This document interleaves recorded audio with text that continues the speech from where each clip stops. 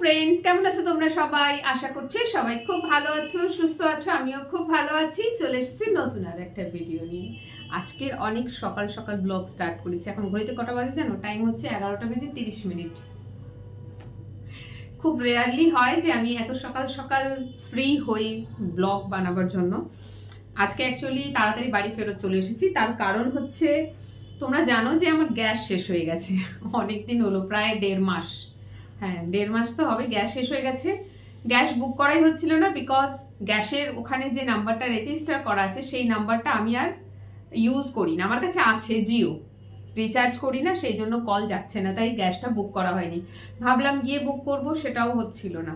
But finally Google থেকে HP pay অ্যাপটা download করে সেটাকে স্টার্ট করলাম, সেখান থেকে বুকিং করেছি, নাম্বারটাও চেঞ্জ করে নিয়েছি, কারণ জিও তো রিচার্জ করি না। আবার যখন গ্যাস শেষ হবে আবার ঝামেলা, সেসব করার পর ফাইনালি আজকে আসবে গ্যাস দিতে। গ্যাস দিতে আসার কথা ছিল কালকে, ফোন করেছিল, বাট কাল আমি ছিলাম না বাড়িতে, ফেরত গেছে।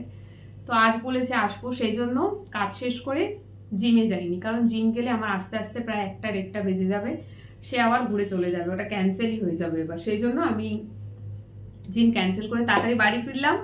যে গ্যাস ডেলিভারি করবে তাকে ফোন করে বললাম আমি বাড়ি চলে এসেছি। সে বললো ঠিক আছে, আপনি ওয়েট করুন, আমি আসছি। তো কখন আসে দেখা যাক, বাট তার আগে আমার নিজের যে কাজ সেটা করে দিতে হবে। ওই যে দেখতে পাচ্ছ ওখানে পেছনে গ্যাস রয়েছে, 1 বছর ধরে রাখা আমার এই গ্যাস 1 বছর চলে যায়। এবছরটা মনে হয় 8 মাস কি 9 মাস গেল, যাই হোক মোটামুটি ওই রকমই যায় আমার গ্যাস। কারণ এখানে তো রান্না বান্নাই হয় না, ফ্যামিলিও থাকে না, আমিও থাকি একলা, সো গ্যাস 1 বছর যায় আমার। তো 1 বছর ধরে গ্যাসটা ওই কর্নারে রাখা রয়েছে। বুঝতেই পারছো কোনো জিনিস রাখা থাকলে তার নিচে কতটা নোংরা জমে। তো সে দিতে আসার আগে আমি ঠিক করলাম যে চলো জায়গাটাকে ক্লিন করে নিই। তো সেটাই করবো। আর তারপরে গ্যাসের সিলিন্ডারটাকে আলাদা করতে হবে।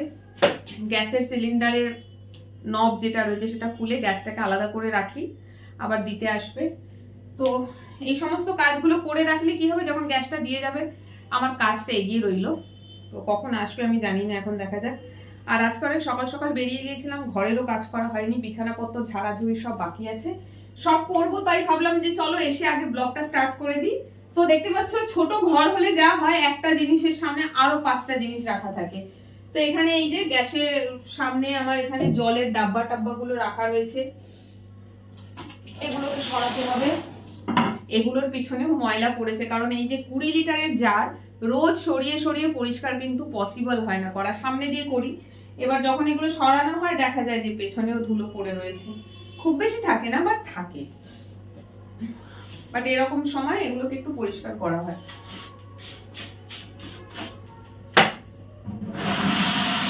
এই যে সরালাম। গ্যাসের সিলিন্ডারটা সরানোটা খুব ইজি, বিকজ ওটা একটা হুইল, মানে ওই যে চাকাওয়ালা গোল প্লেট মতন আছে, জানি যে চাকা লাগানো, তার উপর রাখা, তাই জন্য এটা সরানো খুব ইজি। চলো আমি এটাকে খুলে দিই।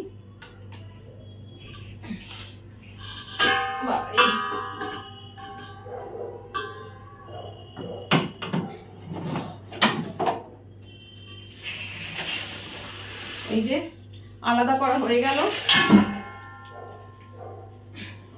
এর পেছনে কত ধুলো জমেছে, ওরে বাবারে।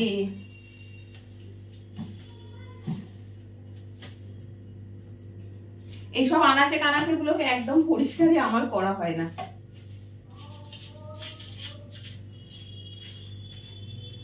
বেশ ভালো নোংরা আছে, ভালোই হয়েছে আমি আজকে তাড়াতাড়ি চলে এসেছি।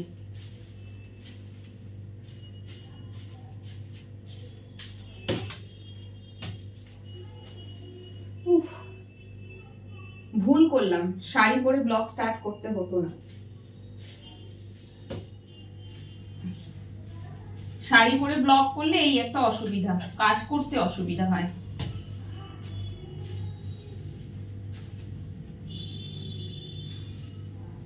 চলো আজকে ঘর ঝাড় দিলে হবে না, আজকে ঘরটাকে ভালো করে মুছতেও হবে, কারণ গ্রাউন্ড ফ্লোরে ঘর তো, চতুর্দিকে দেওয়াল ড্যাম্প হয়ে রয়েছে। আর ওই যে চুন ঝরছে, চুন না সরি আগে চুন ঝরতো, এখন ঝরছে হচ্ছে প্যান্টস। কি যে জ্বালা হয়েছে কি বলবো। ঘরটা এমনি আমার খুব ভালো লাগে, কিন্তু চারিদিক ড্যাম্প হয়ে আমার কাজ বেড়ে যায়।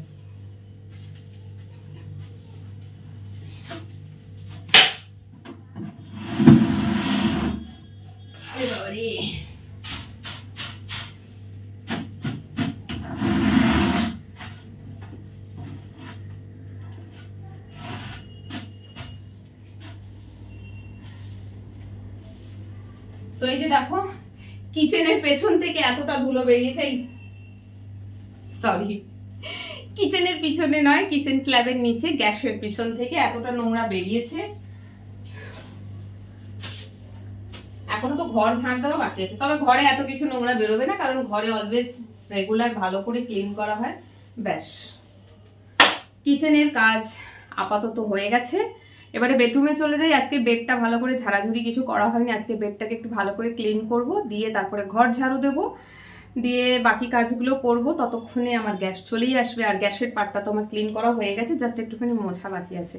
চলে এসো বেডরুমে চলে যাই, এটাকে এখানে রেখে দিই। বিছানার অবস্থা দেখো খালি, বিছানাটা এরকমই রেখে চলে যাই আমি রেগুলার। আর এই শীতকাল তো যবে থেকে পড়েছে, মানে ব্ল্যাঙ্কেট তো মনে হয় আমি ভাঁজই করি না, কারণ সারাদিন যতক্ষণ এখানে থাকি এই ব্ল্যাঙ্কেটটা আমার প্রয়োজন পড়ে, ভাঁজ করাই হয় না। এখনো ভাঁজ করছি বটে, যখন কাজ শেষ করে বিছানায় আসবো তখন ব্ল্যাঙ্কেটটা আমার আবার দরকার, আবার খুলেই ফেলবো।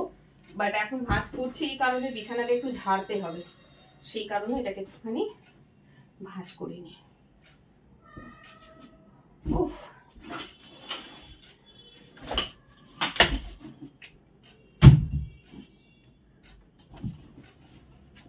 এই সমস্ত কাজ করতে গেলে মনে পড়ে যায় 10 বছর আগের ঘটনা, মানে ঘটনা না, 10 বছর আগের লাইফ। তখন পুরো হাউসওয়াইফ ছিলাম, বাড়ির কাজ, ছেলের পড়াশোনা, এসব ছাড়া আমার আর কোনো কাজ ছিল না, এগুলো নিয়েই সারাদিন ব্যস্ত থাকতাম। তো এখন তো এগুলো করারই সময় পাই না, বাইরের কাজ করতে গিয়ে। এগুলো করতে গিয়ে আগেকার দিন মনে পড়ে যায়।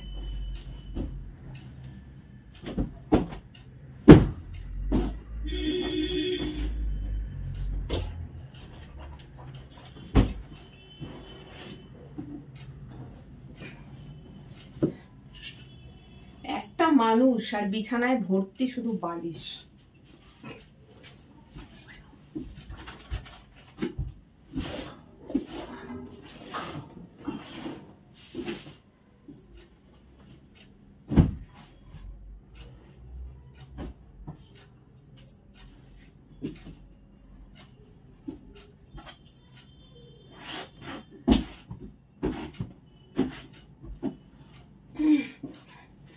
রুম হিটারটা কদিন পর তুলেই দিতে হবে, ঠান্ডা কিন্তু কমে গেছে, নেই বললেই চলে।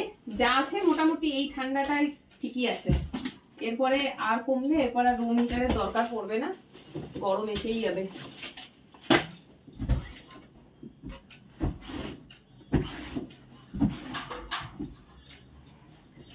ব্যাস,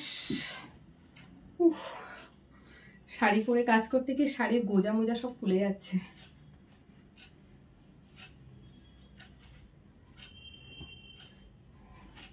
শাড়ি পরে কাজ শুধুমাত্র এই ভিডিওতেই করা হচ্ছে, শাড়ি তো পরেই না, শাড়ি পরে কাজ তো ভুলেই যাও, পসিবলই না শাড়ি খুলে কাজ করবো। রিকোয়েস্ট থাকে শাড়ি ব্লগের জন্য, সেই জন্য শাড়িটা পরা হয় বেশি করে।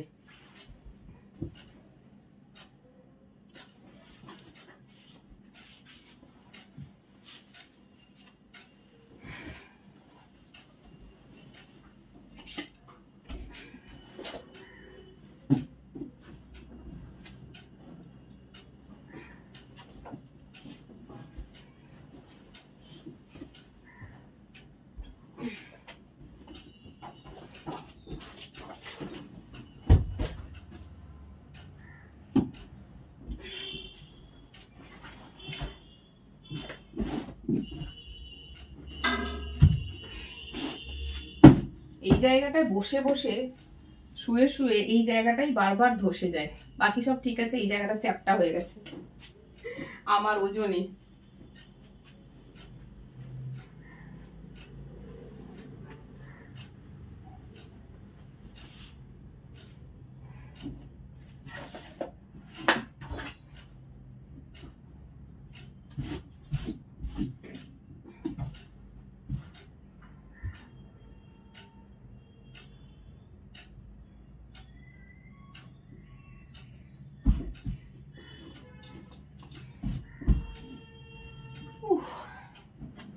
চলো আপাতত এটাকে এখানে রাখি।